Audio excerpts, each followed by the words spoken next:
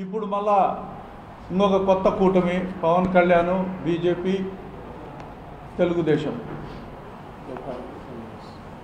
ఈ దాంతోపాటు ఒక కాంగ్రెస్ పార్టీతో లోపాయికారి ఒప్పందాలు. అందుకే ఈరోజు షర్మిల గారు ఈ రాష్ట్రానికి కాంగ్రెస్ పార్టీ అధ్యక్షురాలైంది. ఇదంతా చంద్రబాబు నాయుడు కన్సర్నాల్లో జరిగిన డ్రామా. మొట్టమొదటి నుంచి మనం చూస్తూనే ఉన్నాం. చంద్రబాబు నాయుడు గారు ఎప్పుడు కూడా అందరి కుటుంబాల్లో చిచ్చుపెట్టే ప్రయత్నం చేస్తాడు. అందుకే ఈరోజు ప్రతినిత్యం ఎక్కడ చూసినా ఏ మీటింగ్లో చూసినా హూ కిల్డ్ బాబాయ్ అని గట్టిగా అరుస్తూ ఉంటాడు. ఒక కేసును పక్కదోవ పట్టించాలంటే ప్రింటు ఎలక్ట్రానిక్ మీడియాల్లో ఆయనకున్న సంబంధికులను అందులో పెట్టి పాపం ఏమీ తెలియని డాక్టర్ సునీతను ఇందులో పావుగా వాడుకొని ఒక ప్రముఖ ఛానలు పత్రికల్లో గడిచిన 2-3 సంవత్సరాల నుంచి నిత్యం కథనాలు రాస్తూ ప్రజలను తప్పుదోవ పట్టించి జగన్మోహన్ రెడ్డి గారిపైన, అవినాష్ రెడ్డి గారిపైన, భాస్కర్ రెడ్డి గారిపైన, అలాగే శంకర్ రెడ్డి గారిపైన, ఇలా అందరిపైన ఎవరైతే జగన్మోహన్ రెడ్డికి ముఖ్యంగా ఉంటారో, రాజకీయంగా తోడుంటారో వాళ్ళందరిపైన బురద జల్లే ప్రయత్నం ఈరోజు చేసే ప్రయత్నం చేస్తూ ఉన్నారు. చేసేసినారు కూడా. ఎందుకంటే ఈ సమాజంలో పత్రికలది ఎంత పాత్ర ఉంటుందో చంద్రబాబు నాయుడు సృష్టించిన వ్యవస్థలు, ఈనాడు కానీ, ఆంధ్రజ్యోతి కానీ, లేకపోతే ఏబిఎన్ ఛానల్ కానీ, ఈనాడు ఛానల్ కానీ, ఇవన్నీ కూడా ఈరోజు ఈ కేసును మొట్టమొదటి నుంచి తప్పుదోవ పట్టించే ప్రయత్నము. అమాయకురాలైన డాక్టర్ సునీత ఈరోజు వాళ్ళ చేతుల్లో పావై కూర్చోంది. ఈరోజు 100 కోట్ల రూపాయలు ఈరోజు ఈ కేసు కోసం ఖర్చు పెట్టడం జరిగింది. ఈ కేసు కోసం లూథ్రా అనే అడ్వకేట్ను కోట్లాది రూపాయలు ఇచ్చి ఎంగేజ్ చేసుకోవడం కూడా ఒక పక్క జరిగింది. ఇవన్నీ ఒక పక్క చూస్తూ ఉంటే ఎంత నీచ సంస్కృతి అంటే, ఒక సినిమా తీసినారు ఈ మధ్యలో వివేకం. దాంట్లో ఎంత నీచంగా చూపిస్తారు, ఎంత అసలు అది చూస్తే అవినాష్ రెడ్డి గారు మన ముఖ్యమంత్రి, గౌరవ ముఖ్యమంత్రి జగన్మోహన్ రెడ్డి గారి కంటే దాదాపు 10 సంవత్సరాలు చిన్న, భారతి గారి కంటే 10 సంవత్సరాలు చిన్న, అలాగే షర్మిల గారు, లేకుండా పోతే సునీత గారు, వీళ్ళందరికంటే 10 సంవత్సరాలు చిన్న వ్యక్తిని ఎంతో అసభ్యకరంగా చిత్రీకరించడం.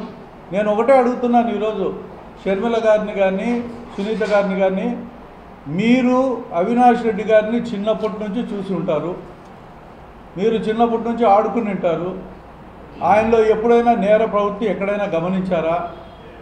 గడిచిన 50 సంవత్సరాల్లో అవినాష్ రెడ్డి గారిపైన అయితేనేమి, భాస్కర్ రెడ్డి గారిపైన అయితేనేమి ఎక్కడైనా ఒక కేసు నమోదైందా? ఎక్కడైనా దౌర్జన్యాలకు పాల్పడినారా?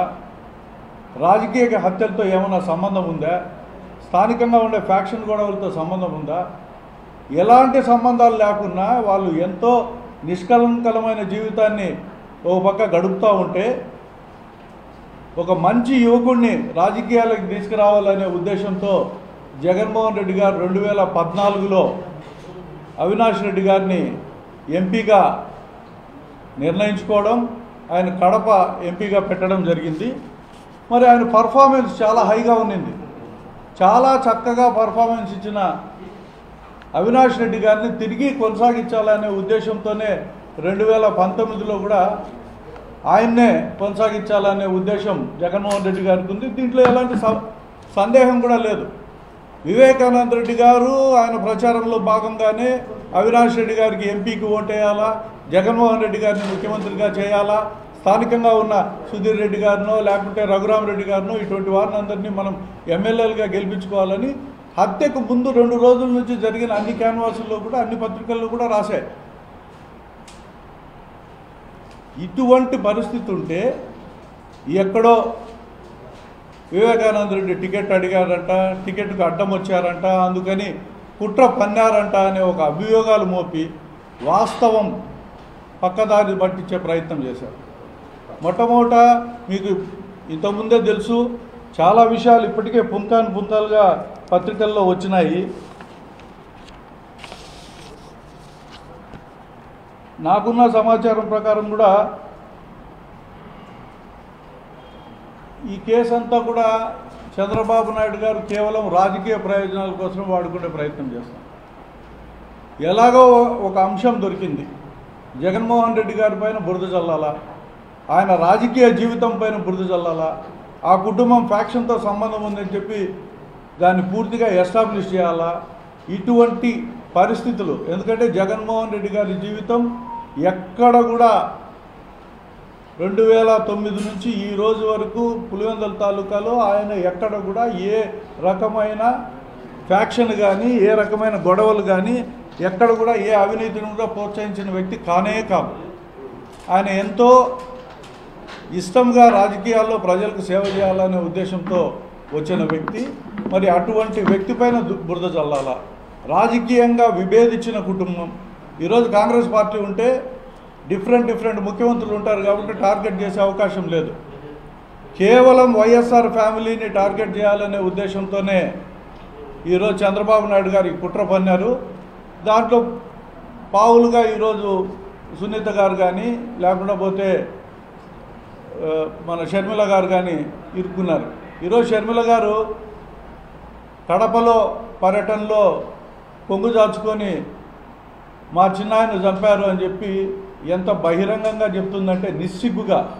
అది చెప్పాల్సిన అంశమా? ఈరోజు రాజకీయ పోరాటం చేసేదానికి షర్మిల గారు వచ్చినారా, లేకుండా పోతే ఆమె చెల్లెలకు న్యాయ పోరాటం కోసం వచ్చినారని తేల్చుకోవాల్సిన సమయం ఆసన్నమైంది. సునీత గారైనా సరే న్యాయ పోరాటం చేస్తే రాజకీయ పోరాటం పక్కన పెట్టాలి. షర్మిల గారు రాజకీయ పోరాటం చేస్తే ఈ కేసు తేలినంత వరకు దయచేసి మీరు పెదవులు ఇప్పాల్సిన అవసరం లేదు. అసత్య ప్రచారాలు చంద్రబాబు నాయుడుతో సహా మీరు కూడా చేయడం మొదలు పెడితే ఈ సమాజంలో తప్పుడు సంకేతాలు పోతాయనే విషయాన్ని గుర్తుపెట్టుకోవాలి. కాంగ్రెస్ పార్టీ ఈరోజు 1.5% ఆఫ్ ఓట్లతో ఈ రాష్ట్రంలో ఉంటే దానికి అధ్యక్షురాలు పదవి తెలంగాణ నుంచి వచ్చి నువ్వు తీసుకొని ఏమి సాధించాలని వచ్చావు? ఇక్కడికి ఎవరి మీద కక్ష సాధించాలని వచ్చావు? ఎవరి కబంధ హస్తాల్లో మీరు ఇరుక్కున్నారు? చంద్రబాబు నాయుడు గారు మీ పైన అత్యంత ప్రేమ. అంటే చంద్రబాబు నాయుడు గారి ప్రేమ అంటే ఆయన ఛానళ్ళకైతేనేమి ఆయన పేపర్లకైతేనేమి ఎంతటి ప్రేమ. నేను మనకు ఒక పేపర్లో చూస్తే మొదటి పేజీ, రెండో పేజీ, మూడో పేజీ, నాలుగో పేజీ, ఏ పేజీలో చూసినా కూడా కాలంల మీద కాలంలో షర్మిల గారి పర్యటన గురించి. అది జగన్మోహన్ రెడ్డి గారి పర్యటన అయితే ఎక్కడ రావు, ఏదో చిన్నది పెడతారు అంతది. ఎందుకు ఇంత అసత్య ప్రచారాలు చేసే వ్యక్తులందరినీ మనం ప్రమోట్ చేస్తున్నామో కూడా ఈ సందర్భంగా ఈ ఛానళ్ళు కూడా అర్థం చేసుకోవాల్సిన పరిస్థితులు ఉన్నాయి. ఇప్పుడు ఇవన్నీ ఒకసారి చూస్తా అంటే చంద్రబాబు నాయుడు గారు మనకు తెలిసి ఈరోజు విధి లేని పరిస్థితి, దిక్కులేక ఓటమి చెందుతామని తెలుసుకొని పవన్ కళ్యాణ్తో చెలిమి ఓ పక్క. అది చాలే, ఈ వ్యవస్థలన్నింటినీ మేనేజ్ చేయాలా, వ్యవస్థలను మేనేజ్ చేస్తే నేను గడ్డన పడతానేమో అనే ఉద్దేశంతో బీజేపీలో పోతుంది. ఇటువంటి ఆలోచనతో ఎక్కడ కూడా ప్రజలకు సేవ చేయాలని లేదు. నేను గమనించాను వ్యక్తిగతంగా చంద్రబాబు నాయుడు గారిని. ఆయనకు ఉన్నంత క్రిమినల్ బ్రెయిన్, నేను 25 సంవత్సరాలు తెలుగుదేశం పార్టీలో ఉంటే ఒక క్రిమినల్ బ్రెయిన్తో ప్రవర్తించే వ్యక్తి చంద్రబాబు నాయుడు గారు. అది ఎవరికి బయటకు అర్థం కాదు.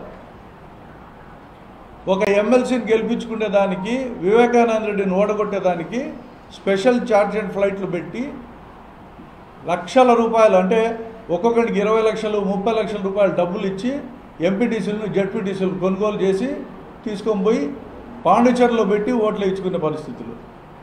అంటే ఎంతటి వరకైనా పోతాడు ఆయన, ఎంత ఎక్స్టెంట్కైనా సరే. ప్రజాస్వామ్యంలో విలువలు లేవు ఆయనకు. అది మనం గమనిస్తే ఇంకో పక్క మనం చూసినాం 23 మంది ఎమ్మెల్యేలను ఏ రకంగా కొన్నాడో, ఈ 23 ఎమ్మెల్యేల్లో ఎంతమందికి మంత్రి పదవులు ఇచ్చినాడో, వీళ్ళ పరిస్థితులు ఏమైనాయో కూడా అందరికీ బాగా తెలుసు. అంటే ప్రజాస్వామ్యము ఈ తెలుగుదేశం పార్టీలో కానీ చంద్రబాబు మనసులో కానీ ఎక్కడా ఉండదు. ఎప్పటికప్పుడు సూట్ కేసులు పట్టుకొని వస్తే డబ్బులకు టికెట్లు అమ్ముకునే ప్రయత్నము, కొత్త వాళ్ళని తీసుకొచ్చి రాజకీయాల్లోకి పెట్టి వాళ్ళ దగ్గర డబ్బులు తీసుకునే ప్రయత్నం తప్పనిచ్చి ఇంకోటి ఏమీ లేదు. అక్కడ తెలుగుదేశం పార్టీ త్వరలోనే మూతపడే పార్టీ.